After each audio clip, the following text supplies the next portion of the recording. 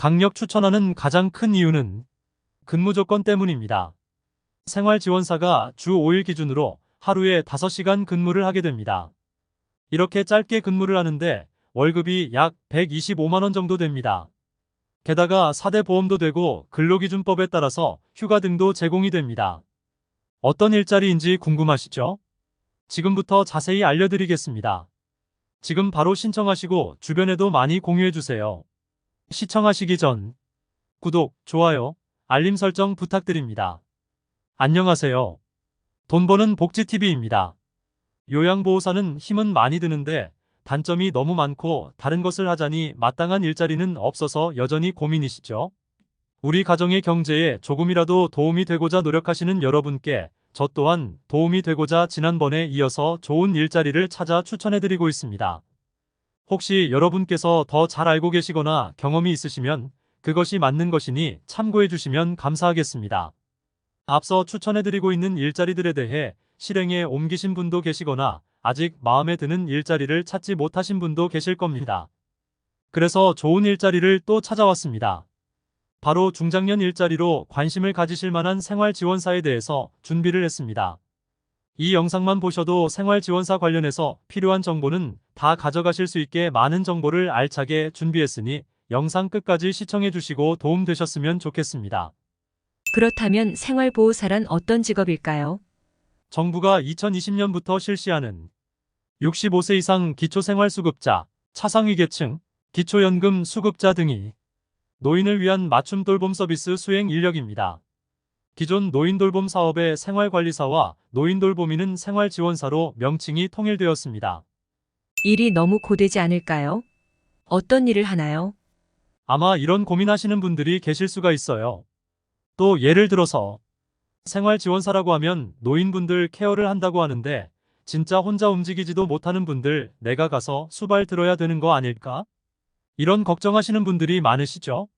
사실상 이런 것들은 방문요양 또는 요양보호사분들이 케어를 하는 것이고요.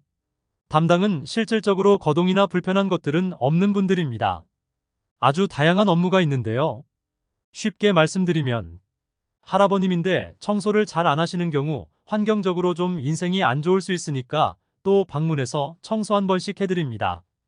또 식사하시는데 복지관에서 점심 식사 타다가 드시는 분들 중 거리가 너무 멀다고 하면 복지관에서 받아다가 가져다 드리고 식사하시는 거 확인하면서 말동무도 해드리기도 합니다. 게다가 규칙적으로 건강에는 문제 없으신지 도움이 필요하신지 방문 또는 전화로 안부를 확인합니다. 또 날씨 좋다 그러면 같이 산책을 하기도 합니다. 요양보호사분들이 좀 더 어려운 일을 하고 있고 생활지원사분들은 요양보호사분들과는 조금 결이 다르다고 보시면 될 것 같아요. 그러면 지원받는 대상은 어떻게 될까요? 사회적으로 조금 고립되어 있는 분들이 대상이 되기 때문에 65세 이상의 독거노인분들, 기초생활수급 대상자나 차상위계층과 같은 분들이 대상이라고 보시면 됩니다. 보통 한 분이 14명에서 18명 정도 케어하시게 됩니다. 그러면 왜 생활지원사를 추천해드리는 것일까요? 가장 큰 이유는 근무 조건 때문입니다. 생활지원사가 주 5일 기준으로 하루에 5시간 근무를 하게 됩니다. 이렇게 짧게 근무를 하는데 월급이 약 125만 원 정도 됩니다. 좀 더 확실하게 말씀드리면 2023년 기준 월 125만 4,450원입니다.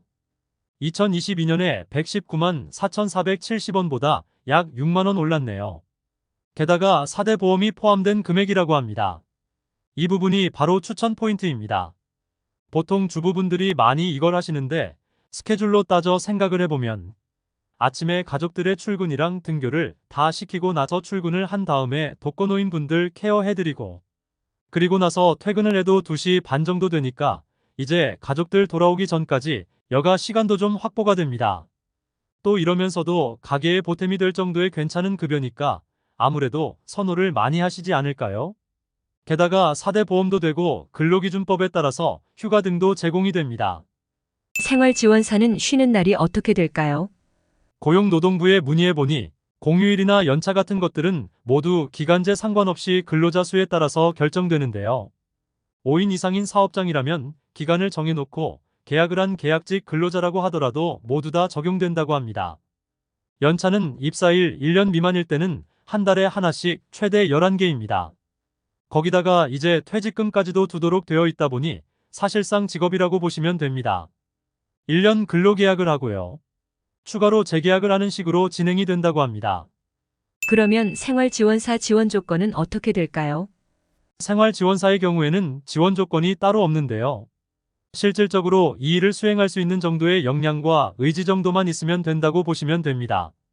그러다 보니까 아무래도 자격증이나 경력, 학력 등 이런 것들이 없는 분들도 지원을 하는 것이 가능하기 때문에 지원자의 폭이 좀 넓다라고 보시면 됩니다.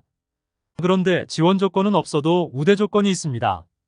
그러면 우대 조건은 어떤 것이 있을까요?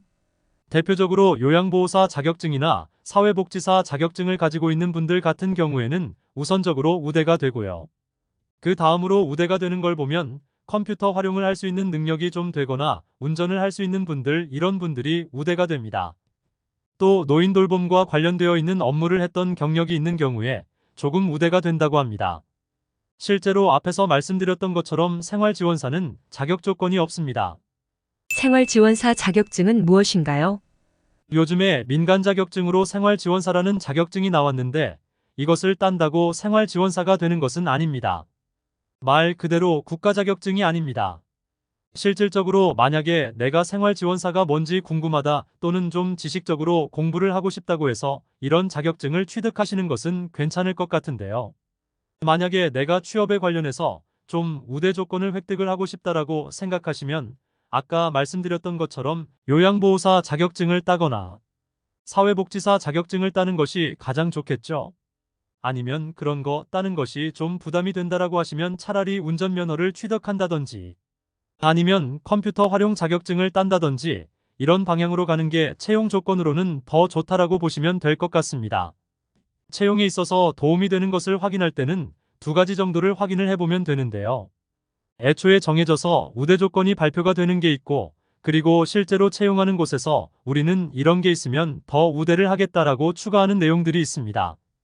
근데 요양보호사나 사회복지사 같은 경우에는 애초에 보건복지부에서 사업 발표를 할 때 우대 조건에 넣어서 발표를 했습니다. 예를 들어서 컴퓨터 활용 능력이나 아니면 운전면허 자격증 같은 경우에 채용 공고를 확인해보면 상당히 많은 기관에서 이것을 우대 조건으로 넣었습니다. 그리고 경력자 같은 경우에도 마찬가지로 상당히 많은 기관에서 우대 조건으로 넣었습니다. 채용 공고를 많이 찾아보면 조금 전 말씀드린 이 민간 자격증이 있으면 우대를 하겠다 이런 곳은 한 곳도 보지 못했네요. 아무래도 우대한다는 곳이 없으니 민간 자격증은 채용 쪽으로 우대 효과가 적지 않을까 생각이 듭니다. 만약에 가족이 생활지원사를 하려고 하는데 어떤 거를 준비하면 좀 도움이 될까요? 이런 식으로 물어보면 사회복지사 자격증을 취득하라고 얘기를 할 것 같습니다. 아무래도 하는 업무 자체가 복지에 관련된 일이고 그 기반이 되는 지식은 아무래도 사회복지사 자격증에서 더 많이 얻을 수 있다는 것이죠. 그리고 같은 직군에서 수행 인력으로 조금 활동을 하는 전담 사회복지사분들이 계십니다. 그러면 사회복지사가 더 좋아 보이는데 이것도 제가 할 수 있을까요? 생활지원사들을 관리하는 역할이라고 보면 되는데 일을 하다가 내가 이 업무에 관심이 생기고 내가 전담 사회복지사도 해보고 싶다라는 생각이 들게 되면 그때 이 사회복지사 자격증이 필요하게 됩니다. 조금 내가 뭔가를 더 준비를 해보고 싶다라고 하면 사회복지사 2급 자격증 취득을 하는 게 좋지 않을까 말씀드리고 싶습니다. 그럼 가장 중요한 신청 방법은 어떻게 될까요? 신청 방법 및 모집 채용 정보는 연말연시에 모집 공고가 많이 나오는 편이며 중간중간 충원 공고가 나오므로 사회복지관이나 노인복지관 홈페이지를 확인하시는 것이 좋습니다. 특히 채용 공고가 뜨는 복지넷, 워크넷 홈페이지를 꼭 기억하세요. 이와 같은 홈페이지에서 구인 모집 정보를 전국적으로 살펴볼 수 있으므로 자주 들어가셔서 확인해 보는 것이 좋습니다. 먼저 복지넷입니다. 검색창으로 찾겠습니다. 여기를 클릭합니다. 이제 복지넷 홈페이지에 접속합니다. 일자리를 클릭. 약간 아래로 내려가시면 자신의 지역 체크. 구인정보 생활지원사 검색하세요. 그러면 생활지원사를 뽑는다는 모집 공고가 올라와 있는 것을 확인하실 수 있습니다. 생각보다 많은 것 같죠? 다음으로 워크넷입니다. 워크넷 홈페이지를 이용하는 업체가 많으므로 조금 기대가 되시죠? 검색창에서 워크넷을 찾습니다. 여기를 클릭해 주세요. 워크넷 홈페이지에 접속합니다. 채용 정보 클릭. 그러면 이런 화면이 뜹니다. 맨 왼쪽 보시면 키워드 보이시죠? 생활지원사 입력합니다. 자신이 원하는 지역을 선택하여 확인합니다.